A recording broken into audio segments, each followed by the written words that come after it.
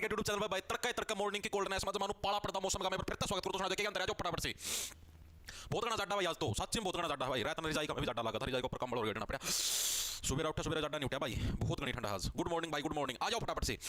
हाँ SSC GD की class आज से शुरू होगी भाई शाम को 8 बजे से रात को 8 बजे 8 से 9 1 घंटा डेली ठीक है। धूप ताप की मैं को नहीं आंदा भाई आज कड़ारी तारा रही भाई दोपहर को नहीं आ रही फिलहाल।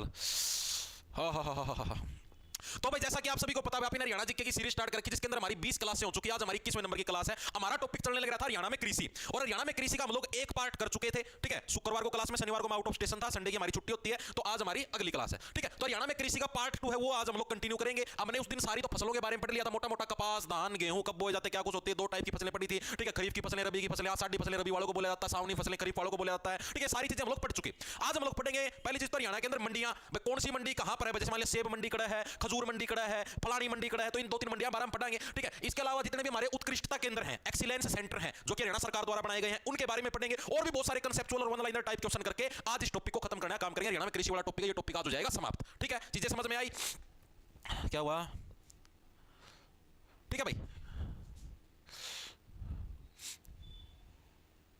बहुत बढ़िया भाई बहुत बढ़िया क्षेत्र ठीक कराया तो आवाम प्रणाम प्रणाम भाई। हरियाणा जीके वाले क्या हो गया नेशनल वॉलीबॉल क्या हो गया हरियाणा जीके कुछ स्थान है पलवल थाने से राम राम मास्टर राम राम भाई राम राम एमएस। चलो भाई देखो स्टार्ट करते हैं। ये तो क्या लिखे रहे हो फिर मिट जाएगा कमेंट ऑटोमेटिक गायब हो जाए। बैच बैच लिखा बैच का हेल्पलाइन नंबर क्या है योगिता भाई योगिता डाल रखा है बैच के उसके अंदर। ये चीज देखो तुम बैच बूथ से रिलेटेड जो भी क्वेरी होना है या तो टेलीग्राम इंस्टाग्राम या फिर जो तुमको व्हाट्सएप नंबर दे रखे हो मैसेज करो। लाइव क्लास के बीच में ये वो ना करा करो भाई प्लीज। क्लास में एक मूड होया करे कि हाँ भाई इस मूड तक पढ़ावांगे। 81 688 45 241 81 688 45 241 ये व्हाट्सएप होया करे भाई इस पर ठीक है। बैच का हेल्पलाइन नंबर है टीम वाले तरह कॉन्टैक्ट कर लेंगे ठीक है। चलो भाई देखो स्टार्ट करते हैं इसको हटाओ। तो भाई देखो सबसे पहले देखेंगे हरियाणा के अंदर मंडियां भाई एचआर में जो मंडियां हैं उनके बारे में हम लोग पढ़ने का काम करेंगे। कौन कौन सी मंडियां हैं कैसी क्या कुछ है ठीक है जो कि इंपॉर्टेंट टॉपिक है प्रीवियस ईयर के हिसाब से भी और इसके अंदर से बहुत प्रश्न आपको अक्सर देखने को मिलते हैं। तो पहला प्रश्न हमारे पास क्या हुआ एशिया की दूसरी सबसे बड़ी अनाज मंडी कहां पर स्थित है। पहली कड़ा होगी पहली मतलब भारत का में है पंजाब का में लेकिन जो दूसरी सबसे बड़ी है वो हरियाणा के अंदर है। तो एशिया की दूसरी सबसे बड़ी अनाज मंडी कहां पर हरियाणा के कुरुक्षेत्र लाडवा के अंदर। याद कैसे रखोगे लाडवा विधानसभा से हमारे हरियाणा के जो सीएम साहब है नायाब सिंह सैनी जो वर्तमान में है वो मुख्यमंत्री वहीं से बने हुए यानी वहीं से विधायक चुने गए थे ठीक है। वहीं से फिर आगे से विधायक दल के नेता चुन के मुख्यमंत्री बनेंगे ठीक है जी। अब जो मुख्यमंत्री साहब होंगे सीधी सी बात वो जहां से विधायक बने उसी चीज का तो विकास करवाएंगे। तो उन्होंने विकास के रूप में क्या चीज बोली कि मैं तो जो हरियाणा मतलब एशिया की जो दूसरी सबसे बड़ी जो अनाज मंडी है वो तो मैं लाडवा में बनवाऊंगा ठीक है कुरुक्षेत्र का मैं बनवाऊंगा। तो आपसे प्रश्न पूछेगा पहला एशिया की सेकंड सबसे बड़ी अनाज मंडी भाई एशिया की दूसरी सबसे बड़ी अनाज मंडी कड़ा देखने ना मिला भाई या अपना कुरुक्षेत्र के अंदर देखने को मिली लाडवा के अंदर। याद रखने की ट्रिक सभी के दिमाग में घुस गई होगी जी हाँ बिल्कुल घुस गई लाडवा कुरुक्षेत्र के अंदर ओके जी ये चीज होगी क्लियर। अब हमें 2-3 चीजों के बारे में पढ़ना 2-3 मंडियों के बारे में पढ़ना डायरेक्ट जैसे सेब मंडी कड़ा है फलानी मंडी कड़ा है तो सेब मंडी आपको कहां पर देखने को मिलेगी। अब मेरे को बताओ सेब कैसी होती है लाल लाल होती है और जो आपने बंदर देखे होंगे गामा बंदर ठीक है बंदर का केस होता लाल हो भाई बंदर का कुल्ला क्या है लाल हो यानी पंचकुला के अंदर क्या हमें सेब की मंडी देखने को मिलती है यानी सेब मंडी कहां पर देखने को मिलेगी सेब मंडी। याद कैसे रखोगे भाई सेब जैसे लाल लाल रंग किसका हुआ है कुल्ला का हुआ है जी। सेब मंडी आपको पिंजौर पंचकुला के अंदर देखने को मिलती है ओके जी ये चीज भी हमारे समझ में आएगी ठीक है। अरे ऐसी ऐसी ब्रह्मास्त्र ट्रिक बताऊंगा आजीवन चीजें याद रहेंगी कभी भूलो को नहीं ठीक है जी। अगली जाती है शहद मंडी शह से शाहाबाद भी कहां पर है कुरुक्षेत्र के अंदर ओके जी। तो तीसरे नंबर पे हमारे पास कौन सी आती है शहद मंडी। तो हरियाणा के अंदर शहद मंडी कड़ा देखने मिलेगी सह से शहद और शह से ही क्या बन जाएगा शाहाबाद बन जाएगा शाहाबाद और शाहाबाद कड़ा है भाई हरियाणा के कुरुक्षेत्र के अंदर में शाहाबाद देखने को मिलता है तो शहद मंडी भी हमें यहीं पर देखने को मिल जाएगी ओके जी। उसके बाद हमारी अगली मंडी जिसका नाम है मसाला मंडी भाई ठीक है। मसाला मंडी आपको कहां पर देखने को मिलती है सोनीपत के अंदर। इसको कैसे सोनीपत के अंदर एक गांव जिसका नाम है शेरसा गांव। इसको कैसे याद रखोगे जैसे शाम में अगर शेर खड़ा होना है तो बिना बात की ऐसी भड़काऊ बातें नहीं करनी चाहिए जिसका तिल्ली लागा शेर का तिल्ली लगना मतलब समझ गए जिसका शेर का कितना मसाला मारने लग रहे हो कि ले शेर और मसाला लगती है शेर भड़का खा जाएगा ठीक है यानी शेरसा गांव ठीक है। तो यानी अगली मंडी हमारे पास कौन सी आएगी चौथे नंबर पे जो मंडी आती है उसका नाम है मसाला मंडी ठीक है। मसाला किसके ऊपर नहीं डालना चाहिए शेर के ऊपर कभी भी मसाला नहीं डालना चाहिए यानी कि शेरसा गांव और सिरसा ना समझ लियो शेरसा गांव है कहां पर ये आपके हरियाणा के सोनीपत जिले के अंदर हमको देखने को मिलता है शेरसा गांव। यहां पर क्या है आपको मसाला मंडी देखने को मिलती है बहुत बढ़िया भाई। सर आपने सैटरडे को क्या है क्लास नहीं लगी थी नहीं भाई सैटरडे को क्लास नहीं लगी थी बोले तो यार मैं छुट्टी पे हूं। शुक्रवार को जब क्लास लगी थी उस क्लास के अंदर बता दिया था।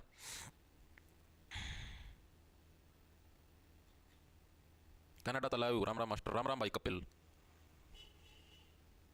हाँ वेरी गुड देखो अगला हमारे पास है इंटरनेशनल लेवल पे यानी कि अंतरराष्ट्रीय फल व सब्जी मंडी। इसको हॉर्टिकल्चर मंडी भी बोल देते हैं या फिर अंतरराष्ट्रीय फल व सब्जी मंडी। ये बहुत इंपॉर्टेंट है क्योंकि एग्जामिनर मैक्सिमम टाइम हर बार यही प्रश्न पूछा सबसे ज्यादा इंपॉर्टेंट है कहां पर आपकी गन्नौर सोनीपत के अंदर है। कैसे याद रखोगे देखो किसानों के लिए सोना क्या है अनाज मंडी ही तो उनके लिए सोना है। यानी सबसे ज्यादा सोने का उत्पादन कड़वा अगर है अनाज मंडी का में यानी जड़ता इंटरनेशनल लेवल तक फल और सब्जियां जाओ हैं उड़ता यानी कोई चीज एक तो अपना देश में बेचो विदेश में बेचो, विदेश में ज्यादा महंगा पैसा में जाओगी यानी कि अपनी ज्यादा कमाई यानी अपने पास ज्यादा सोना होगा। यानी सीधी सी बात है अगर हम इंटरनेशनल लेवल पर चीजें बेचने लगे तो उससे में क्या है ज्यादा पैसे की यानी ज्यादा सोने की कमाई होगी। तो अंतरराष्ट्रीय फल व सब्जी मंडी कड़ा है गन्नौर सोनीपत के अंदर हमको देखने को मिलती है। ठीक है जी, लिखेंगे अंतरराष्ट्रीय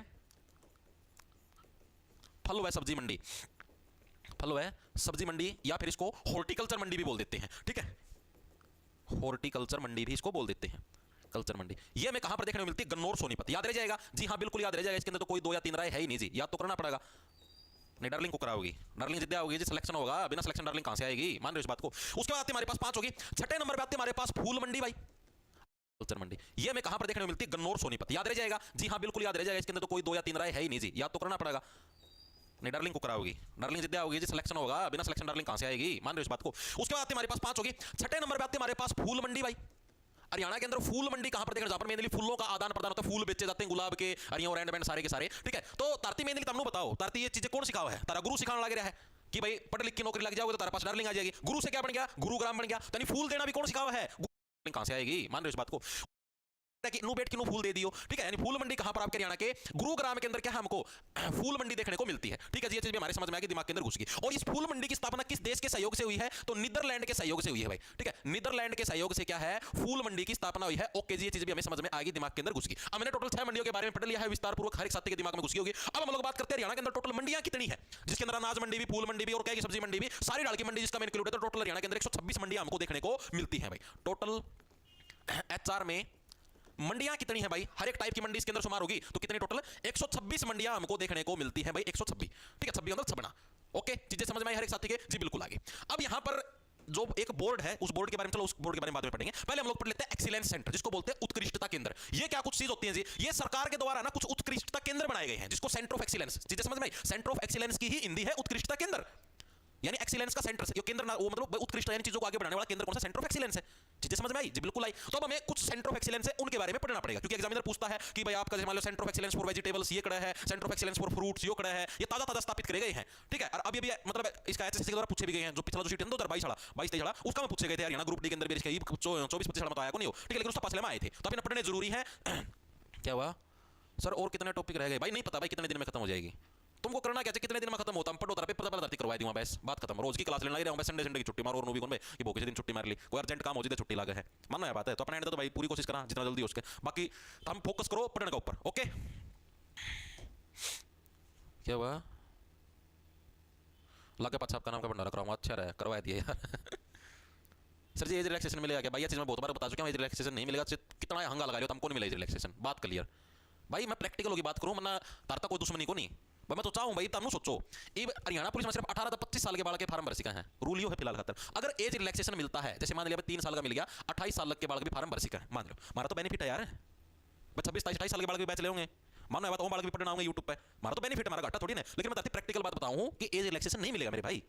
मना तारता कोई दुश्मनी को नहीं कि हाँ भाई इन एज रिलैक्सेशन नहीं मिलना चाहिए ना, ये शामिल हो जाए, मना की दुश्मनी यार। हमारा तो बेनिफिट हो रहा है भाई, 3 साल का और छूट मिल जाए तो और बालक आऊंगे, हमारा तो पढ़, हमारा तो बेनिफिट है। लेकिन मैं प्रैक्टिकल चीज के ऊपर बात करूं, ये चीज संभव को नहीं मेरे भाई, ये चीज संभव नहीं है। चाहे आप कोर्ट के अंदर चले जाओ, चाहे कहीं पे चले जाओ, कोर्ट मतलब ये चीजें पहले कोर्ट के अंदर गई हुई है, कोर्ट ने ताकि उनकी यानी कि सब्जियों का उत्कृष्टता केंद्र ये कहां पर है भाई? तो ये कहां पर? आपके घरोंडा करनाल के अंदर। याद कैसे रखोगे? सब्जियों को कैसे घरोंड देते हैं, कचड़ कचड़ कचड़ कचड़ कचड़ करके ऐसे कुकर के अंदर सिट्टी मरवा के सी, यानी सब्जियों को हमने घरोंड दिया, यानी रोंद दिया। घरोंडा मतलब क्या? रोंदना, घरोंडा के अंदर रोंद आ गया ना, रोंड यानी रोंदना। ठीक है, यानी सबसे पहले नंबर पे कौन सा है तुम्हारा? Centre of excellence for vegetables, centre of excellence for vegetables, यानी कि सब्जियों का जो उत्कृष्टता केंद्र है, सब्जियों का उत्कृष्टता केंद्र, ये हमारा कहां पर देखने को मिलता है? तो सब्जियों का उत्कृष्टता केंद्र हमको घरोंडा के अंदर देखने को मिलता है। और घरोंडा कहां पर है जी? घरोंडा करनाल के अंदर है जी, बिल्कुल सही बात है जी। इसको याद कैसे रखोगे जी? इसको याद रखने की सिंपल सी नहीं जाएगी। तो घरोंडा, रोंडा के अंदर क्या आ गया हमारे पास? देखो रोंडा से बन गया रोंद, रोंडा रोंद। ठीक है, यानी कि उसको हमने सब्जियों को ऐसे रोंद दिया, अपने पैरों से क्या हमने सब्जियों को रोंदने का काम किया है। ठीक है, तो यानी centre of excellence for vegetables पूछ ले, घरोंडा करनाल के अंदर है। ओके, चीजें समझ में आई।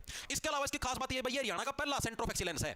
हरियाणा का अगर आपसे पूछ ले हरियाणा का पहला सेंटर ऑफ एक्सीलेंस कौन सा है, तो वो भी यही आपका centre of excellence for vegetables Karnal के अंदर। ओके जी, इसकी स्थापना कब हुई थी? हालांकि आज तक इसकी स्थापना कभी भी पूछी नहीं एग्जामिनर ने, फिर भी लिख लो। तो इसकी स्थापना हुई साल 2011 के अंदर, यानी कि हरियाणा के अंदर पहला, अगर आपसे पूछ ले सेंटर ऑफ एक्सीलेंस इसकी स्थापना कब हुई थी, तो साल 2011-12। ठीक है, यानी हरियाणा ने ब्याह की एक सेंटर ऑफ एक्सीलेंस जाए में दिया। इस तरीके से याद रख लो। तो 2011 के अंदर, हालांकि साल कोई नहीं पूछता, आपसे पूछा सिर्फ ये किस लोकेशन के ऊपर है, या फिर आपसे पूछ ले हरियाणा का पहला सेंटर ऑफ एक्सीलेंस। अरे तारे पलाट कटे हैं के क्यों? अरे भाव भाव भाव, ये टोचन का चक्कर में लड़ी जा है, टोचन नहीं हो रहा भाई, रोचो नहीं हो रहा है, दूसरे लड़ा है वो तरीका है, कुतिया बेचारी गाड़ी तला लुक रही है, चार चार कुत्ते बड़ा गंदा काम भाई, इनका साटा साटा ये भी दुखी करेंगे। ठीक है भाई, आगे चलते centre of excellence for vegetables हमने पढ़ लिया। अब आता हमारे पास फलों से रिलेटेड यानी centre of excellence for fruits. अब मैं डायरेक्ट लिख दूं, ये लाइन बार बार लिखना रहने दूं, डायरेक्ट लिख दूं फॉर फ्रूट्स, यानी कि फलों के लिए जो सेंटर ऑफ एक्सीलेंस है, समझ तो जाओगे ना भाई, पूरी लाइन ही होगी सेंटर ऑफ एक्सीलेंस। ठीक है, फॉर फ्रूट्स, तो ये हमारा जो फ्रूट वाला है ये कड़ा देखने मिला है, तो फ्रूट वाला हमें मंजियाना गांव के अंदर देखने मिलता है। कहां पर?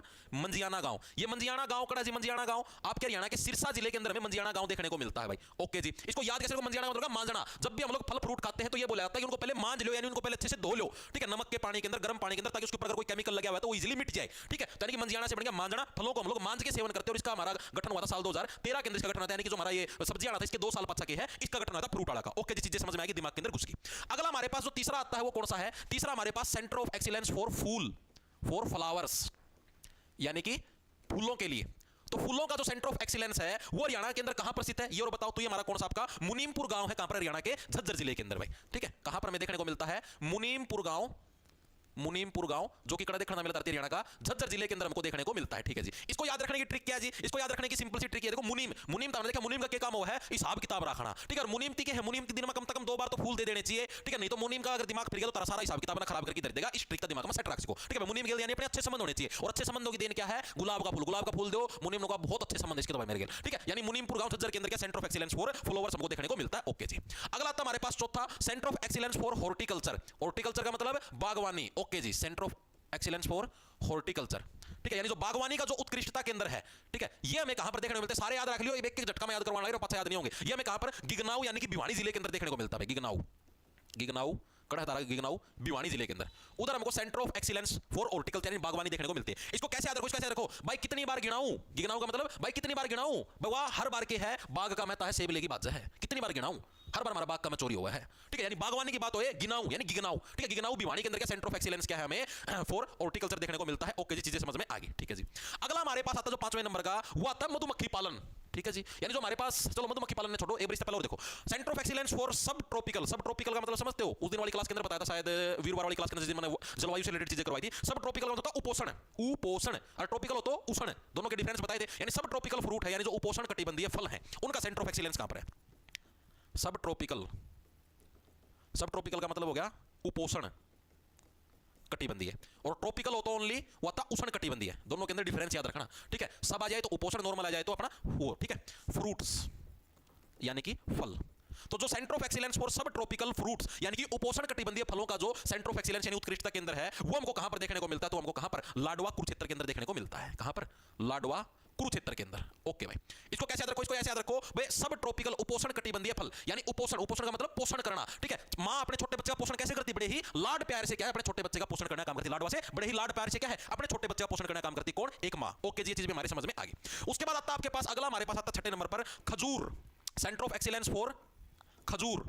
जो खजूर उत्कृष्टता केंद्र है, ये हमें कहां पर देखने को मिलता है? खजूर का मतलब क्या होता है? खजूर ना, खजूर तो हमने देखे रखे होंगे। खजूर कैसे होते हैं? मिठे होते हैं जी, बिल्कुल सही बात है। ठीक है, और आजकल के जो लड़के हैं ना, वो इतने जार प्रवृत्ति के हो गए हैं कि वो मिठे लड़कों को भी नहीं छोड़ते। मिठा लड़का कौन सा हो गया जी? ऐसा लड़का जो लड़का होते हुए भी लड़कियों की हरकत करता है, उसको मिठा बोलते हैं। लड़कियों की हरकत कैसे? जैसे मान लिया छोरा है, छोरा होगी भी मटक मटक के चला, मटक मटक की छोरी चला रहा है। ठीक है, छोरा होते हुए जैसे मान लिया उसके में चोट लगी, ओए मां मैं तुम्हारी, ठीक है, इस टाइप की हरकतें कर रहा है, तो उसको क्या बोलते हैं? उसको मिठा बोल देते हैं अक्सर हरियाणवी लोकल लैंग्वेज के अंदर। तो खजूर यानी कि मतलब ये समझ लो, कड़कड़ा देखना मिलेगा हरियाणा के हिसार जिले के अंदर। और याद कैसे? हिसार, सार का उल्टा बनेगा जार, यानी हिसार के जो जार है वो मिठा ना भी कौन छोड़ते भाई, बच के रहा करो। ठीक है, यानी सेंटर ऑफ एक्सीलेंस फॉर खजूर हमें हरियाणा के हिसार जिले के अंदर देखने को मिलता है। ठीक है जी, centre of excellence for strawberry, centre of excellence for strawberry, जो हमारे पास स्ट्रॉबेरी होती है, स्ट्रॉबेरी फ्लेवर जूस है, स्ट्रॉबेरी फ्लेवर जो जूस हुआ है। ठीक है, जो स्ट्रॉबेरी फ्लेवर हो भाई, ये हमें कहां पर देखने को मिलता है? स्ट्रॉबेरी का जो उत्कृष्टता केंद्र है, तो ये हरियाणा के यमुना नगर के अंदर देखने को मिलता है। कैसे याद रखोगे? जो स्ट्रॉबेरी फ्लेवर का जो जूस बनाना, उसका तो यमुना नदी का पानी की जरूरत पड़ा है, उस बिना के है स्ट्रॉबेरी फ्लेवर का जूस नहीं बनता। ओके जी, ये चीज भी हमें समझ में आएगी, दिमाग के अंदर घुस गई। ठीक है जी, उसके बाद आता है हमारे पास मधुमक्खी पालन केंद्र, जो कि अक्सर एग्जामिनर पूछता ही है। हरियाणा के अंदर जो मधुमक्खी पालन केंद्र वो कहां पर है? मधुमक्खी पालन केंद्र। अब देखो भाई, सीधी सी बात है, ये मधुमक्खी, मधुमक्खी कोई आम सौदा तो है कौन भाई? एक बार अटैक कर दे तो आदमी ना मार भी, इतना जहर हो मधुमक्खियां में, जो डंक डंक लगा ना, कटक कटक कटक से पूरा गात में मार देना, तो पूरा शरीर में जहर फैल जाए, मरे जाओगे, बेरा नहीं पट्टा, सोजन सोजन नहीं, सारा सौदा समाप्त हो जाएगा। ठीक है जी, तो जो मधुमक्खी पालन केंद्र वो हमें कहां पर देखने को मिलता है? हमें कुरुक्षेत्र के अंदर देखना। कैसे याद रखोगे भाई? मधुमक्खियों के साथ भी क्या कुरुक्षेत्र के युद्ध की तरह युद्ध लड़ना पड़ता, तब जाके हम लोग बचते हैं। ठीक है, यानी कि शाहबाद कुरुक्षेत्र के अंदर क्या हमको मधुमक्खी पालन केंद्र देखने को मिलता है। ओके जी, ये चीज भी हमें क्लियर होगी। ठीक है, तो सेंटर ऑफ एक्सीलेंस जितने भी इंपॉर्टेंट है वो मैंने आप लोगों को करवा दिए। आप सभी के मेरे हिसाब से दिमाग के अंदर घुस भी गए होंगे। हाँ जी, दिमाग के अंदर घुस गए। ओके जी, अब हम लोग करें कुछ बोर्डों के बारे में बात बात, यानी खेतीबाड़ी से रिलेटेड कुछ बोर्ड है, हरियाणा कृषि विपणन बोर्ड, विपणन का मतलब होता है मार्केटिंग बोर्ड, ठीक है। आपसे पूछा हरियाणा प्रथम किसान बाजार कड़ा लगा था, मेडिसिनल प्लांट बोर्ड, हरियाणा, इन सारे बोर्डों के बारे में आप ये पढ़ने का काम करेंगे। अब मेरे को बताओ इतने फैक्टर से भी साथियों के समझ में आए? आपने दो चीजें करी हैं अभी तक, एक तो हरियाणा के अंदर जितनी मंडियां हैं और जितने भी सेंटर ऑफ एक्सीलेंस यानी उत्कृष्टता केंद्र है वो, ठीक है। अब आगे चलो मैं बताऊं एक बार के लिए क्या हुआ। हाँ, कांस्टेबल की ज्वाइनिंग के बाद अपर लेवल की पोस्टों के लिए स्कोर वैलिड रहेगा, उससे वो वाला पे लेवल और उससे नीचे वाला जो पे लेवल है वो उसके लिए आप एलिजिबल रहोगे। तो मैं आपको क्लियर कर देता हूं भाई क्या है रूल। ये है जैसे मान लिया अभी हरियाणा पुलिस की भर्ती निकल रही है भाई, और हरियाणा पुलिस की जो भर्ती है, ये भर्ती का जो पे लेवल है वो है 21,700, ये इसकी बेसिक पे है, ठीक है जी, चीजें समझ में आ गई। अब ये जो बेसिक पे है ना, यानी कि अगर इस पे लेवल की कोई और जॉब है जिसकी 21,700 बेसिक पे हो, या इससे नीचे वाली लेवल की, जैसे इससे नीचे क्लर्क है, क्लर्क का जो पे लेवल होता है 19,900 समथिंग हो, मेरा एग्जैक्टली जानना 19,900 इतना हुआ है, इससे नीचे ग्रुप डी भी है, ठीक है, या कोई और भी वैकेंसी होगी, जैसे एक एसआई इन कोऑपरेटिव सोसाइटी की वैकेंसी है, एसआई इन कोऑपरेटिव सोसाइटी, उसकी भी पे लेवल यही है क्लर्क वाला, ठीक है। नाम के आगे सब इंस्पेक्टर लग जाता है, लेकिन पे लेवल उसका 19,900 ही है, ठीक है। तो अब इन वैकेंसियों के लिए आप फॉर्म अप्लाई नहीं कर सकते, और ये रूल भी तब लागू होगा जब आप ज्वाइनिंग कर लेते हो। जैसे आप हरियाणा पुलिस मान लो आपका सिलेक्शन हो भी गया, ओए पास अगर आप ज्वाइनिंग नहीं करते तब ये रूल लागू नहीं होगा। आपका सिलेक्शन हो गया, होने के बाद आपने ज्वाइनिंग कर ली, ठीक है जी, उसके बाद आप ये छोटी पोस्ट है इनके लिए आप फॉर्म नहीं भर सकते, इनके लिए आपका सीट स्कोर इनवैलिड हो जाएगा। और कोई बड़ी पोस्ट आती है, जैसे मान लिया हरियाणा पुलिस सब इंस्पेक्टर की आएगी, उसके अंदर पे लेवल 35,400 है, ठीक है, आप इसके लिए अप्लाई कर सकते हो। और कोई एक्साइज इंस्पेक्टर की आएगी या कुछ भी मंडी सुपरवाइजर एंड जो भी आएगी, ठीक है, यानी जो इससे ऊपर के पे लेवल के आप उसके लिए अप्लाई कर सकते हो, चाहे आप ज्वाइन हो रहे हो और चाहे कुछ भी हो रहे हो। चीजें समझ में आई, ठीक है। बाकी मेरी आप लोगों को यही राय है कि किसी की सीट मत खराब करना, मतलब धक्का तो अपनी हवाबाजी करने खातर है, कोई जो मतलब कि जरूरतमंद बच्चा हो, ठीक है, जैसे मान लिया आप पहले तो ऑलरेडी गवर्नमेंट जॉब पे हो या कुछ भी लगा लो, आपका घर का बैकग्राउंड ठीक है, तो भाई वो सौदा ना करियो, बता इंटेलिजेंट भी तमनो लगा हमारा और बढ़िया पोस्ट खतरा का है, तो किसी बच्चा की गरीब बालक की सीट ना खराब करियो। कदे कोई बालक बेचारा जिसना वास्तव में जरूरत हो नौकरी की, और तमाड़ा हवाबाजी खिलाना चक्कर, ओह मन तो नौकरी पड़ दी, ओह मन तो नौकरी पड़ दी, उसका चक्कर में किसी और बालक की सीट की सीधी कर दो, ठीक है, उस चीज का थोड़ा ध्यान रखिए। चले भाई आगे आगे चलो जी, आगे अब हम लोग आते हैं हमारे अगले फैक्टर के ऊपर, जिसका नाम होगा जितने भी हमारे हरियाणा के अंदर बोर्ड है खेतीबाड़ी से रिलेटेड, ठीक है। अब हम लोग इन बोर्डों के बारे में पढ़े, उसका वन लाइनर एक मतलब वो है वेटलैंड क्षेत्र के बारे में पढ़ना है, उसके बाद की क्लास हो जाएगी पूरी, ठीक है। अब बोर्डों के बारे में पढ़े, पहला जो हमारे पास बोर्ड है उसका नाम है हरियाणा राज्य कृषि विपणन बोर्ड, यानी कि विपणन का मतलब क्या होता है मार्केटिंग बोर्ड, ठीक है। हरियाणा राज्य कृषि, हरियाणा राज्य पूछा जाता है ये बोर्ड का हेडक्वार्टर कड़ा है, ठीक है, स्थापना कब हुई थी, तो ये चीजें याद रखनी। कृषि विपणन बोर्ड है, विपणन का मतलब क्या होता है मार्केटिंग, लिख लो कृषि मार्केटिंग बोर्ड, ओके। तो इसका जो हेडक्वार्टर है वो कहां पर और इसकी स्थापना कब हुई थी, हेडक्वार्टर सभी को पता कर देखना मिला है, पंचकुला के अंदर इसका हेडक्वार्टर है, ओके जी। और इसकी स्थापना कब हुई थी, इसकी स्थापना हुई थी 1969। इसको कैसे याद रखोगे भाई, कृषि यानी खेतीबाड़ी से रिलेटेड चीजों की मार्केटिंग करनी है भाई, 1969 वरना आपके ऊपर लगेगा फाइन, सीधी सी बात है, ठीक है। यानी कि 1 अगस्त 1969 को क्या है हरियाणा राज्य कृषि विपणन बोर्ड की आपकी स्थापना हुई थी, ओके जी। ये चीज हमको समझ में आगे दिमाग के अंदर घुस गई, बहुत बढ़िया है। अब आता हमारे पास हरियाणा राज्य बीज विकास लिमिटेड, आओ यहां पर दो फैक्टर आपको देखने को मिलेंगे, हरियाणा राज्य बीज विकास लिमिटेड, ओके, और एक है बीज प्रमाणीकरण कॉर्पोरेशन, ठीक है, हरियाणा राज्य बीज प्रमाणीकरण संस्थान, दोनों के अंदर डिफरेंस है। हरियाणा राज्य बीज प्रमाणीकरण संस्थान।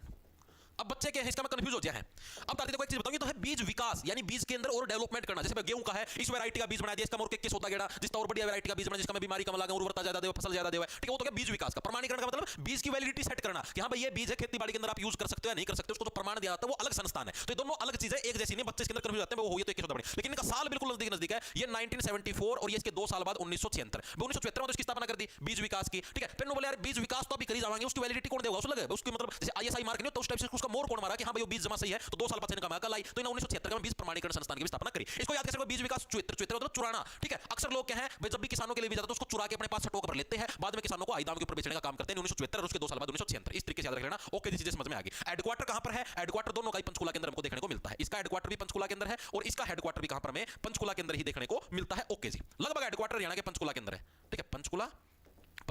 और अगर आपसे पूछ ले हुआ है कि भाई ये जो हरियाणा राज्य बीज विकास लिमिटेड है इसकी स्थापना किस अधिनियम के तहत हुई, तो 1956 का एक भारत सरकार अधिनियम है उसके तहत इसकी स्थापना हुई थी। के अधिनियम, अधिनियम का मतलब समझ गए कानून, ठीक है, अधिनियम के तहत इसकी स्थापना हुई थी, ओके जी। ये चीज भी हमारे समझ में आ गई, ठीक है भाई। आगे चलो भाई, तीनों के तीनों आपके जो बोर्ड हैं आपके समझ में आए या नहीं आए, बिल्कुल आगे होंगे, इसके अंदर कुछ भी मुश्किल नहीं, ओके जी। उसका हमारा जो अगला बोर्ड आता है उसका नाम है HLRDCL, HLRDCL, ये भी बहुत ही महत्वपूर्ण बोर्ड है। इसका क्या नाम है जी, हरियाणा लैंड रिक्लेमेशन। इस आर का मतलब रिक्लेमेशन है, मैक्सिमम बच्चे यहां पर रिफॉर्म पढ़ते हैं, आपको समझाता हूं। HR लैंड रिक्लेमेशन, और मैक्सिमम बच्चे पेपर के अंदर भी इसको गलत करके आए थे, ठीक है। हरियाणा लैंड रिक्लेमेशन है, रिफॉर्म नहीं है भाई, रिक्लेमेशन, ठीक है। एंड डी से बढ़िया डेवलपमेंट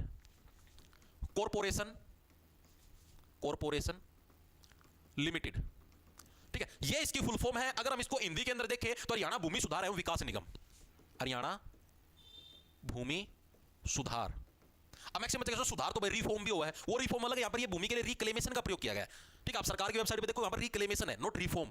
ठीक है, भूमि सुधार एंड विकास निगम, विकास निगम भाई। ठीक है, तो फुल फॉर्म याद रखना बहुत इंपॉर्टेंट है। लैंड रिक्लेमेशन यानी जो भूमि है, किसानों के लिए जो भूमि होती है उसके अंदर जो सुधार करना है और उसका जो विकास करना है, उसके लिए एक निगम की स्थापना करेगी, जिसकी स्थापना 1974 के अंदर हुई थी। और इसका हेडक्वार्टर भी हमें कहां पर देखने को मिलता है? पंचकुला के अंदर ही हमें इसका हेडक्वार्टर देखने को मिलता है। 1974 के अंदर में इसकी स्थापना देखने को मिलती है। ओके जी, ठीक है, जिस टाइम हमारा बीजवाड़े की स्थापना हुई थी 1974 के अंदर, उसी टाइम हमारी इसकी भी स्थापना हुई थी। ओके जी, चीज भी हमें समझ में आगे दिमाग के अंदर घुस गई। उसके बाद हमारा अगला फैक्टर जिसका नाम है NFSM। ये क्या है जी? NFSM, एन से आता है नेशनल, यानी राष्ट्रीय लेवल का प्रोग्राम था, नेशनल फूड सिक्योरिटी मिशन, राष्ट्रीय खाद्य सुरक्षा मिशन। ठीक है जी, आओ, नेशनल फूड सिक्योरिटी मिशन, यानी पूरे राष्ट्रीय लेवल पर, ठीक है, यानी देश के लेवल पर क्या फूड की जो सिक्योरिटी करना है, उसकी देखभाल करना, उससे रिलेटेड मिशन था राष्ट्रीय खाद्य सुरक्षा मिशन, राष्ट्रीय खाद्य सुरक्षा मिशन। ठीक है, और ये हरियाणा में कब लागू हुआ? ये सेंट्रल गवर्नमेंट के द्वारा चलाई गई योजना है, ना कि स्टेट गवर्नमेंट के द्वारा। ठीक है, केंद्रीय सरकार ने इसको चालू किया था और हरियाणा के अंदर भैया 2007 के अंदर क्या है, ये आपका लॉन्च हुआ था। ठीक है, लिखेंगे HR में 2007 में आपका लॉन्च हुआ था। तो ये डिफरेंस है सेंट्रल लेवल का, हरियाणा का याद रखना। हरियाणा में 2007 में लॉन्च, आज तक कभी पूछा नहीं गया, हो सकता है आपसे आगे पूछ ले। ठीक है, अगला आता हमारे पास HOPP।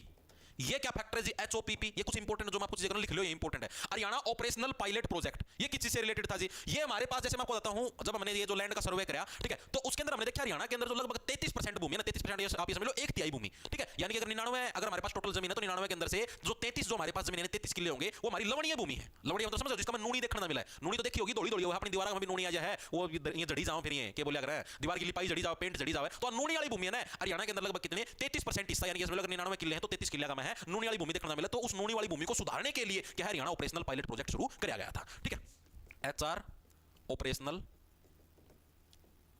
Pilot project. ठीक है, आपसे पूछ ले लॉन्च कब हुआ था भाई? लॉन्च की भी तो डेट भी तो पूछ है भाई, ये लॉन्च कब हुआ था? तो साल 1994 के अंदर, साल 1994 में आपका लॉन्च हुआ था। ठीक है, और किस लिए लॉन्च हुआ था आपका? HR की 33% भूमि लवणीय है, इसको ठीक करने के लिए क्या है, ये लॉन्च आपका हुआ था। ओके, चीज समझ में आई या नहीं आई? दिमाग के अंदर घुसी या नहीं घुसी? हाँ जी, घुस गई जी, बिल्कुल बेसिक, इसके अंदर कुछ भी मुश्किल नहीं। अब आता हमारा जो महत्वपूर्ण बोर्ड है जिसका नाम है एफिड, जो 2021-22 के अंदर हरियाणा पुलिस की भर्ती हुई थी, उसके अंदर इससे रिलेटेड पर्सन आए थे। एफिड, ठीक है, एफिड है भाई, इसका क्या काम है जी? एफिड का मैं मेनली देखो, पहले तो आपको इसकी फुल फॉर्म देख लो। एफिड की आपकी Haryana state cooperative supply and marketing federation limited भाई। ठीक है, आप लोग बोलोगे जी तो इसके अंदर क्या हुआ सर? पंजाब में LM भाई आड़ देखो यार, तम जो चीज करवाना लगे उसके ऊपर फोकस रखो ना यार। बिल्कुल बिल्कुल। लेकिन जो खेतीबाड़ी जो चीजें हैं उनका भंडार करने के लिए आपसे पूछा था एफिड का गठन किस लिए किया गया था? जो खेतीबाड़ी की चीजें उनका भंडारण करने के लिए, यानी उनको जैसे सेव करने के लिए, मान लिया सरकार है किसानों से गेहूं खरीदती है, उस गेहूं को एफिड ले लेता है, एफिड लेके उस गेहूं से कुछ प्रोडक्ट बना दे, उस गेहूं को स्टोर करके रख ले, तो ये सारे काम एफिड के हैं। ओके जी, दूसरा काम क्या है? जो किसानों ने जो भी उत्पादन हमको दिए हैं, ठीक है, एफिड के उसके ऊपर अपना टैग लगा के उसकी मार्केटिंग करके उसको बेच देता है। एफिड के खाद के कट्टे ले लो, एफिड का गेहूं का बीज ले लो, एफिड के धान के बीज ले लो, इस टाइप से। ठीक है, और किसानों को बढ़िया उचित मूल्य दिलाना, ये सारे काम किसके हैं? एफिड के हैं। ठीक है जी, चीजें समझ में आ गई? बिल्कुल बिल्कुल। क्या हुआ? ब्लॉक करिए बड़ा काम है भाई। ठीक है, तो देखो एफिड की पहले तो आपको फुल फॉर्म पता होना चाहिए, Haryana state cooperative supply and marketing federation limited. Haryana state cooperative supply and marketing federation limited. ठीक है, फेडरेशन का मतलब समझ गया ना, और मार्केटिंग का मतलब समझ गया, विपणन। अभी अभी पढ़ा था हरियाणा कृषि मार्केटिंग बोर्ड, विपणन बोर्ड पढ़ा था। स्थापना कब हुई थी? 1969 के अंदर पंचकुला के अंदर इसकी स्थापना थी। ठीक है जी, तो ये हमारा हो गया एफिड की फुल फॉर्म। एफिड की स्थापना कब हुई थी? जिस टाइम हरियाणा का गठन हुआ उसी टाइम आपकी एफिड की स्थापना भी हुई थी। ओके जी, इसके मेन काम क्या क्या है? इसके मेन काम बताओ भाई। तो इसके मेन काम क्या है? पहला जो काम है वो तो है कृषि उत्पादों का भंडारण करना, कृषि उत्पादों का भंडारण करना यानी उनको स्टोर करके रखना। ठीक है, दूसरा कृषि उत्पादों की मार्केटिंग करना यानी विपणन करना। कृषि उत्पादों की जो मार्केटिंग करना है वो भी क्या है? इसी बोर्ड का काम है। तीसरा, किसानों को उचित मूल्य दिलाना। क्या है? किसानों को उचित मूल्य दिलाना, ये भी किसका काम है? ये भी इसी बोर्ड का काम है। यानी खेती बाड़ी से रिलेटेड जो भी काम करना, किसानों को बढ़िया क्वालिटी का बीज उपलब्ध करवाना, किसानों को अच्छा खाद बीज उपलब्ध करवाना भाई, खाद बीज उपलब्ध करवाना।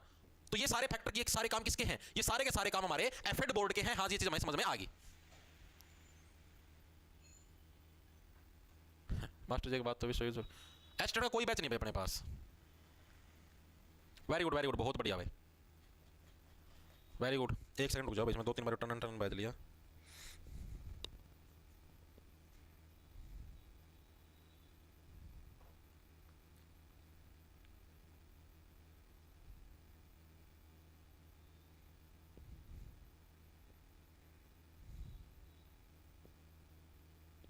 हरियाणा से रिलेटेड सारे फैक्ट हर एक साथी क्लियर है? हाँ जी बिल्कुल क्लियर है, दिमाग के अंदर भी चीजें घुस गई, वेरी गुड। अब हम लोग बात करते हैं अगले बोर्ड की, हरियाणा मेडिसिनल प्लांट बोर्ड। ये इसकी स्थापना कब हुई और कहां पर है? हेडक्वार्टर वही है, कोई भी बोर्ड हो, पंचकुला, सिर्फ भिवानी बोर्ड थी छोड़ के सारे पंचकुला का मैं। इसकी स्थापना कब हुई? साल 2002 के अंदर, Haryana medicinal plant board. Medicine की जरूरत किसको पड़ती है? दवाई की जरूरत, जो 2 साल का बच्चा होता है उसको दवाई की जरूरत पड़ती है 2002 के अंदर में, ठीक है। और इसका हेडक्वार्टर में कहां पर देखने को मिलता है? वही पंचकुला के अंदर, क्या हमें इसका हेडक्वार्टर भी देखने को मिलता है। ओके, जी चीज भी हमें समझ में आ गई। इसके अलावा एक आपसे पूछा था हरियाणा भंडार गृह निगम, हरियाणा भंडार गृह जो निगम है, इसकी स्थापना कब हुई? हरियाणा के अंदर भंडार गृह का मतलब समझते हो? जैसे मान लो सारे जो पूरा हरियाणा की जो मतलब की मंडियां हैं और जो भी अनाज खरीदा जाए उसका भंडारण एक जगह कर दिया जाता है, उसको हरियाणा भंडार गृह निगम बोलते हैं। उसी निगम के द्वारा सारी चीजें खरीदी जाती है, सारी चीजें रेगुलेट होती है। तो जैसे ही हरियाणा बना उसी से अगले साल निगम की जरूरत पड़ेगी, क्योंकि हरियाणा का तो जो मेन आधार था कमाई वो खेती बाड़ी था, ठीक है। तो हरियाणा बनते ही अगले साल ही क्या हरियाणा का 1966 नवंबर में बना था, आखिरी के 2 महीने बना दिया भंडार गृह निगम 1967 के अंदर। ओके, ये चीज भी हमारे समझ में आ गई। स्थापना हम समझ गए, लोकेशन हम समझ गए, कड़ा है पंचकुला का में, ठीक है। ये चीज भी दिमाग के अंदर घुस गई। उसके बाद जो हमारे पास लास्ट फैक्टर आता हुआ हरियाणा का प्रथम किसान बाजार, ठीक है। उसके बाद ये फैक्टर हो जाता हमारा पूरा हरियाणा का प्रथम, ये वन लाइनर टाइप क्वेश्चन है, किसान बाजार। हरियाणा का पहला जो किसान बाजार है भाई, उसकी स्थापना कड़ा और कद हुई थी, प्रश्न पूछा गया है, ठीक है। तो हरियाणा प्रथम किसान बाजार भी कड़ा, जड़ा सारे हेडक्वार्टर होंगे उड़े आपका किसान बाजार की स्थापना यानी पंचकुला के अंदर आपकी इसकी स्थापना हुई थी, ठीक है। तो खेती बाड़ी से रिलेटेड भाई जितने भी हमारे पास फैक्ट थे, ठीक है, बोर्ड निगम रैंड बैंड ये जो भी सौदा था मंडी मंडी, ये हमने कर ली है पूरी, ठीक है। और जितने भी ये आपकी उत्कृष्टता केंद्र थे वगैरह वगैरह सारी चीजों की हमारी पूरी। अब हम लोग पढ़ेंगे हरियाणा के वेटलैंड क्षेत्र के बारे में। वेटलैंड कौन सी होती है? आर्द्र भूमि होती है, रामसर साइट जिसको बोल देते हैं। हरियाणा की जो वेटलैंड रिपोर्ट है इसने ये बताया था कड़ा आर्द्रता गणी है, कड़ा नूनी गणी है, कौन सा जिला में के नमी फालतू है, वो छोटे मोटे वन लाइनर फैक्ट ये और पढ़ाएंगे, फिर वो चैप्टर आज पूरा हो जाएगा, जमाजी ने पूरा समाप्त करवा देंगे, ठीक है भाई। कौन मेरा भाई मना एएलएम के लिमिट के है, अपन नेट पर सर्च हो जाए। सर्वाधिक लवणीय, लवणीय का तो समझ, नूनी गणी है, नमकीन पानी पावन, लवणीय भूमि वाला जिला कौन सा है भाई?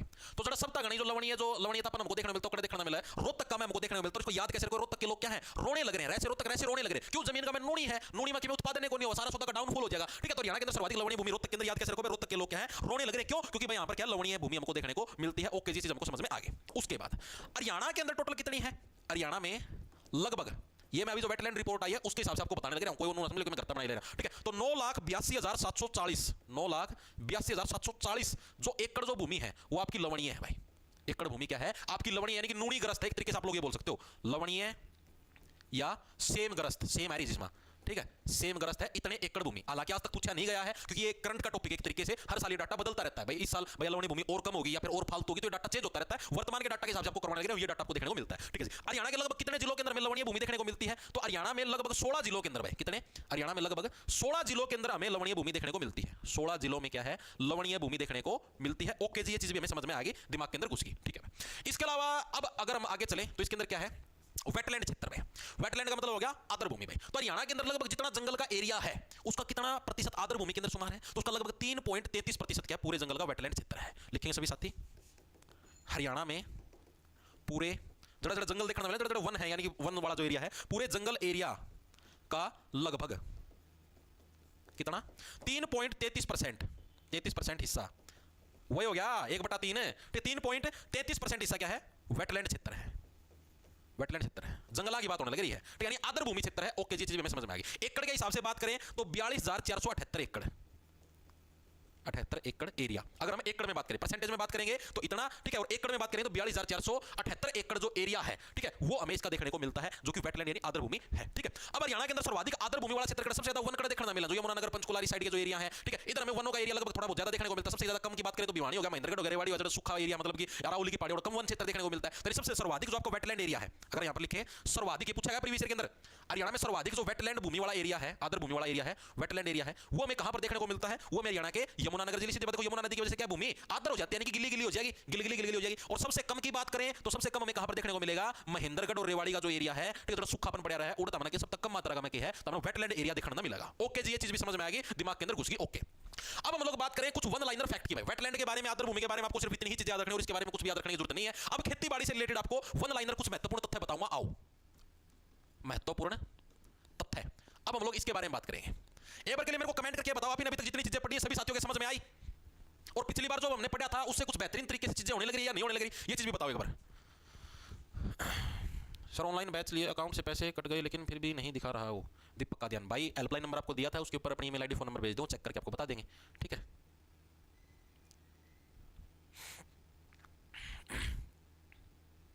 और बताओ भाई, भाई दीपक कादियान बता दो जी, अभी इस मैसेज ने क्या बार करेगा।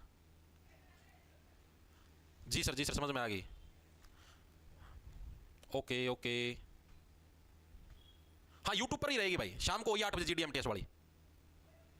ओके देखो भाई, अब देखो, अब आते हैं महत्वपूर्ण तथ्य हमारे पास। कौन कौन से हमें तथ्य देंगे। साइंस की क्लास, साइंस की क्लास किसने बोली, साइंस की क्लास, साइंस पूरी तो हो चुकी नैन्सी, और कितनी बार लगवाओगी साइंस की क्लास है। बायोलॉजी फिजिक्स केमिस्ट्री तीनों तो पूरी हो चुकी, और बार बार साइंस ही पढ़ी जाएगी।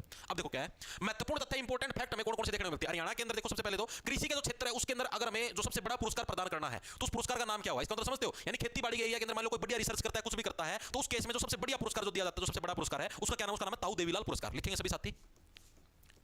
कृषि के क्षेत्र में प्रदान किया जाने वाला जो सर्वोच्च पुरस्कार